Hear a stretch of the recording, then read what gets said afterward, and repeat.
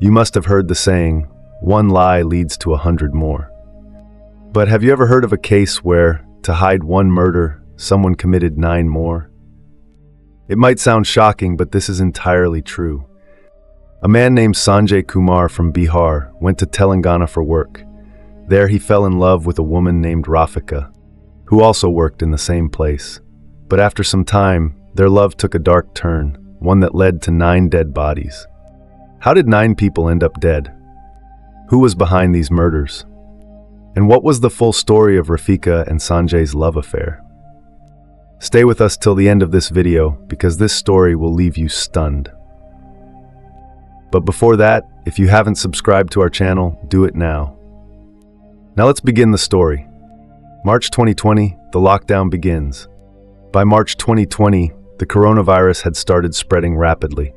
As a result, on March 24th, 2020, the government announced a nationwide lockdown. This sudden lockdown left many migrant workers stranded.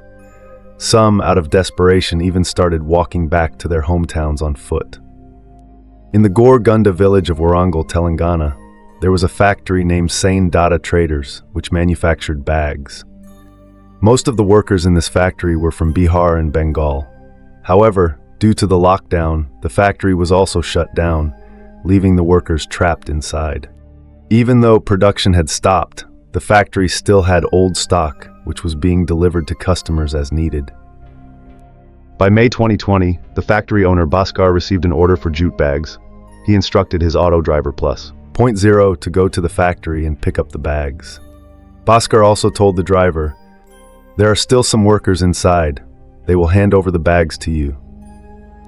Following the instructions, the auto driver reached the factory. But when he knocked on the door, there was no response. Feeling uneasy, he tried entering through the back door and called out for the workers. But inside, there was nothing but silence. There was no sign of any worker. Alarmed, the driver rushed back to inform Bhaskar, the factory owner.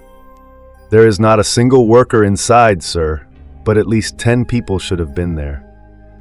Bhaskar immediately informed his business partner Santosh, and they both, along with a few other people, rushed to the factory to search for the workers. Hours passed, but no trace of the workers was found. By 2 p.m., a search team reached a well near the factory. One of them peeked inside and suddenly screamed in horror. Hearing the scream, others ran towards the well. When they looked inside, they saw something floating. They immediately called the police. A police team arrived and pulled out 4 large sacks from the well. Inside the sacks were 4 dead bodies. 5 more workers were still missing. The search continued, but there was no sign of the others. The next day, police conducted a deep search inside the well, and what they found shocked everyone. One after another, they pulled out 5 more bodies. Now a total of 9 bodies had been recovered from the same well. The news of 9 deaths in one incident sent shockwaves throughout the city. The police immediately launched an investigation to find out who was behind this brutal crime. 9 people dying together didn't seem like suicide. It was clear that this was a cold-blooded mass murder. To determine the exact cause of death, it was decided to conduct a post-mortem. In the initial investigation, there were no indications from the story that the victims were physically assaulted or forcibly harmed. However, for further examination, some samples were sent to a bigger forensic lab. Meanwhile, the police were engaged in uncovering the mystery behind the deaths of 9 people. Despite numerous efforts, they found no breakthrough in the case.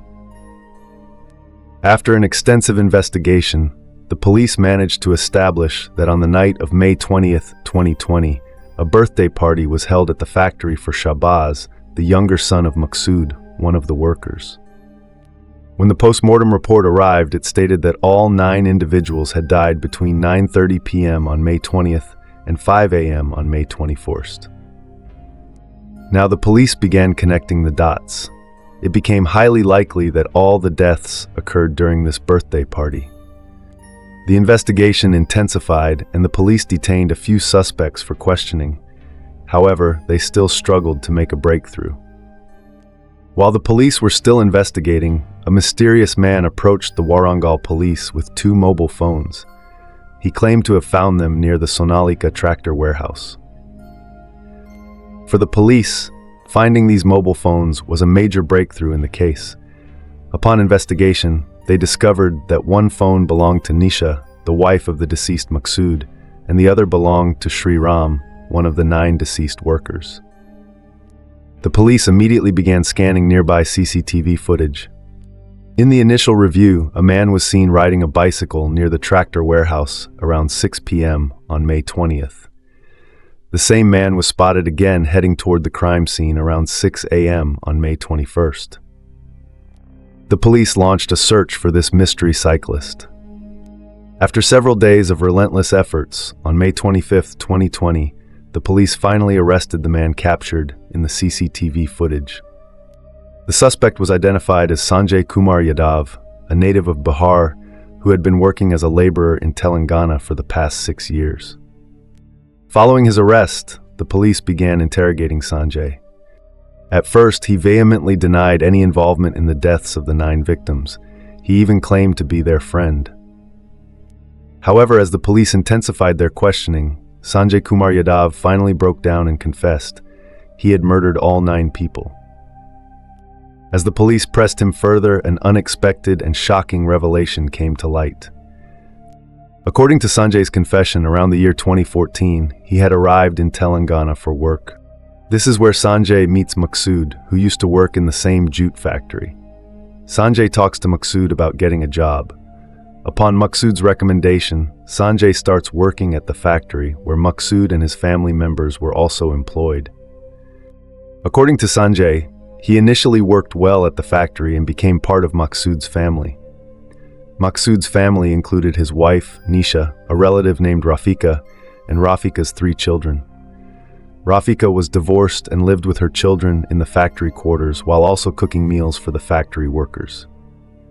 While working together, Sanjay and Rafika gradually grew close and eventually developed feelings for each other. However, the truth might have been different. Rafika believed that Sanjay also loved her. They got so close that they started living together. For a while, they lived happily, but soon their relationship began to deteriorate. Doubt crept into Rafika's mind when she suspected that Sanjay had started looking at her 16-year-old daughter in an inappropriate manner. When Rafika confronted Sanjay, he denied everything, saying, "Your daughter is like my own." Although this calmed Rafika for a while, she later noticed that Sanjay's behavior did not change. Due to this, Rafika started pressuring Sanjay to marry her. Initially, Sanjay made excuses to delay the marriage, but when Rafika insisted, he agreed. Before the wedding, Rafika suggested, "Let's go and meet my parents before we get married." Her parents lived in Bengal. On March 6th, Sanjay and Rafika boarded the Garib Rath train to West Bengal. According to the police investigation, Sanjay never truly loved Rafika. Instead, he was infatuated with her daughter Nisha. He had only used Rafika to get closer to Nisha. But since Rafika was now insisting on marriage, Sanjay decided to eliminate her. Under the pretense of visiting Bengal, he hatched a sinister plan. As the train moved forward, Sanjay handed Rafika a glass of buttermilk laced with a sedative. Unaware of his intentions, she drank it and soon lost consciousness. Under the cover of darkness, Sanjay strangled her with a scarf. When the train reached the Dedapalli Gudem area in Andhra Pradesh's West Godavari district, he pushed Rafika's body off the moving train. The next day, railway police discovered Rafika's body and sent it for post-mortem. Efforts were made to identify her, but no leads surfaced. Meanwhile, Sanjay got off the train and boarded another one heading back to Warangal. Upon returning to the factory alone, Rafika's children questioned him about their mother's whereabouts. Sanjay lied, saying, "Your mother stayed back at your grandparents' house in West Bengal." However, Maksud's wife, Nisha, grew suspicious when she couldn't reach Rafika on the phone. She shared her doubts with Maksud, and they both started questioning Sanjay about Rafika. Instead of answering, Sanjay quietly disappeared. He roamed from place to place for a few days, but eventually returned to Warangal on May 15th. Upon his return, Maksud and Nisha confronted him again, warning, "If you don't tell us the truth, we will go to the police." Realizing that he might get caught, Sanjay devised another sinister plan to get rid of Maqsood and his family. As he searched for a way to eliminate them, he learned that Maqsood was planning to celebrate his son Bablu's birthday at the factory on May 20th. Sanjay then researched sleeping pills on his mobile phone and bought a large quantity from the market. On the night of the celebration, while everyone was busy enjoying the birthday party, Sanjay sneaked into the kitchen and mixed the sleeping pills into the dal. Unaware of his plot, everyone ate the food and soon lost consciousness. Once they were all unconscious, Sanjay began stuffing them one by one into sacks and dragged them to an old canal nearby, where he disposed of them. According to police reports, none of them had died immediately after eating the food. Their breathing was still faint, but Sanjay dumped them in the canal anyway.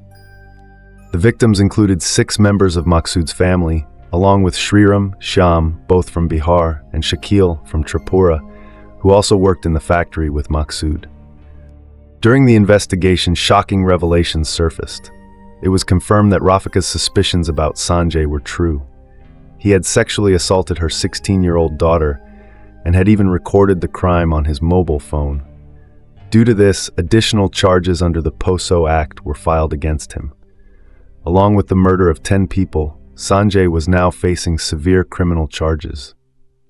The case went on for a long time, and finally, in 2023, a fast-track court found Sanjay guilty under Sections 302 murder, 380 theft, and 354C voyeurism of the IPC. He was sentenced to death. Although the lower court sentenced him to capital punishment, Sanjay still had the option to appeal in a higher court. Currently, he is in jail. Friends, while it is the court's responsibility to punish criminals, what do you think Sanjay's punishment should be? Let us know in the comments. If you liked our efforts, please like and share this video. For more shocking true crime stories, subscribe to our channel and hit the bell icon. Thank you.